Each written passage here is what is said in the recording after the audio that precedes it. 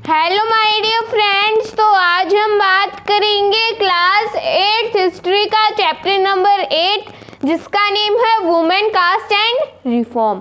तो इसके अंदर आज हम बात करने वाले हैं वुमेन राइट अबाउट वुमेन, मतलब जो वुमेन्स होती हैं वो दूसरी वुमेन्स के बारे में लिखना स्टार्ट करती है। तो इसके पिछले वीडियो के अंदर भी हमने इसी टॉपिक के बारे में थोड़ा बहुत जाना था। तो उसके अंदर हमने बेगम्स ऑफ भोपाल के बारे में जाना था कि वो एक अलीगढ़ स्कूल को फाउंड करते हैं, और हमने बेगम रोकेया शेखावत हुसैन के बारे में भी पढ़ा था, पंडिता रामाबाई के बारे में भी, और भी बहुत सारे वुमेन्स के बारे में पढ़ा था।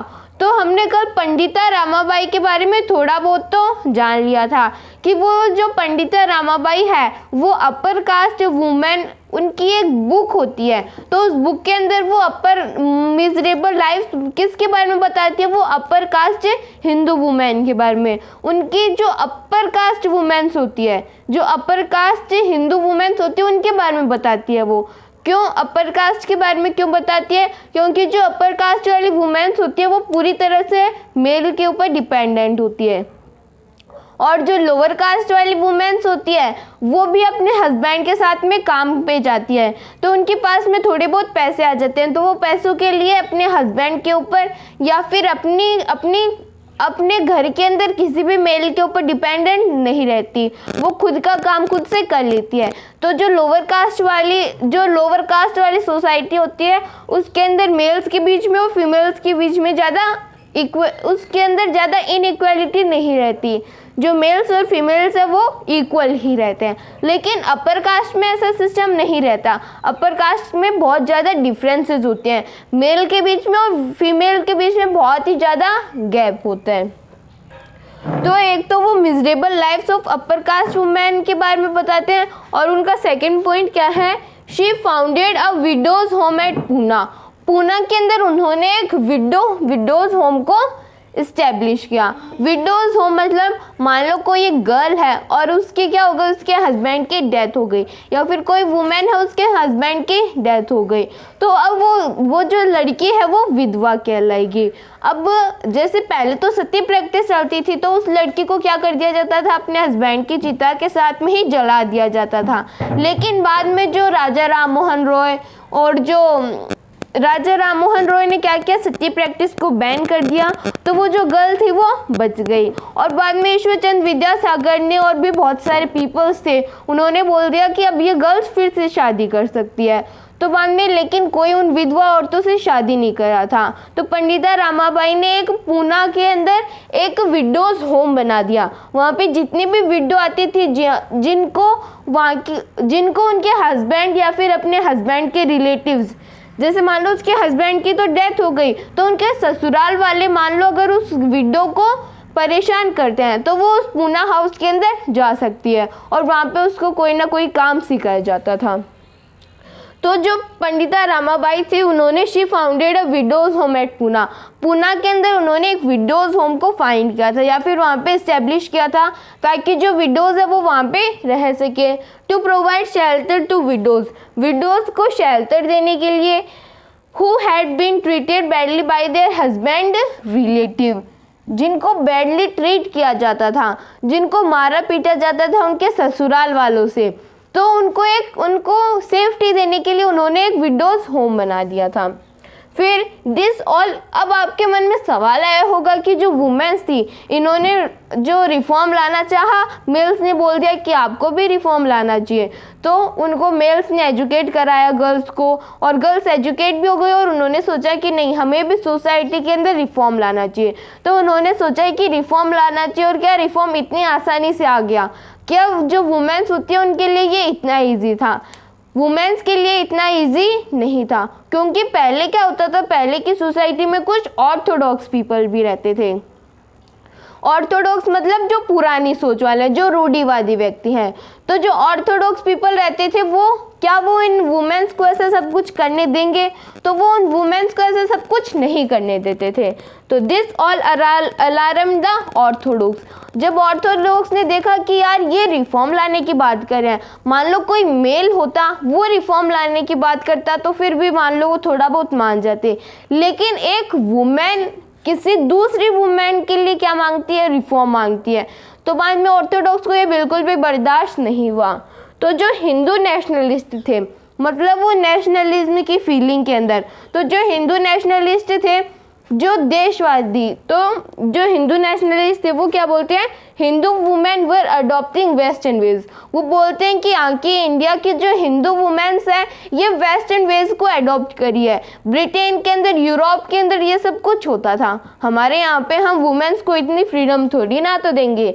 तो बोलते थे कि यहाँ की जो वुमेन होती है वो वेस्टर्न वेज को अडॉप्ट करी है, and this would corrupt Hindu culture and Erode family values, और ये हमारी फैमिली वैल्यूज़ को इरोड कर देगा।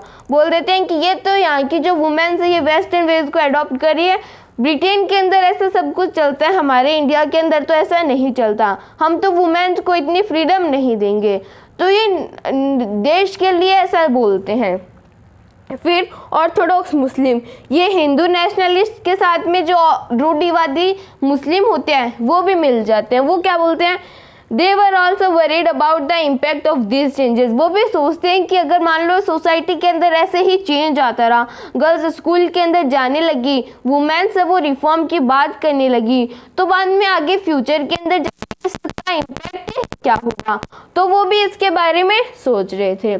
तो हमने वुमेन राइट अबाउट वुमेन के बारे में थोड़ा बहुत जान लिया, अब हम आगे बात करेंगे। तो अब हम थोड़ा बहुत और जान लेते हैं। तो हमने जान लिया कि जो रूढ़िवादी मुस्लिम्स थे और जो हिंदू नेशनलिस्ट थे, उन्होंने वुमेन्स के बारे में पता नहीं क्या क्या सोचने लग गए वो वुमेन्स के बारे में। तो क्या वो वुमेन्स को ऐसा करने देंगे? वो बिल्कुल भी वुमेन्स को ऐसा नहीं करने देंगे। लेकिन जो वुमेन्स होती है, द वुमेन डिडंट स्टॉप, जो वुमेन्स होती है वो नहीं रुकी, वो आगे भी रिफॉर्म्स के लिए आवाज़ उठाने लगी।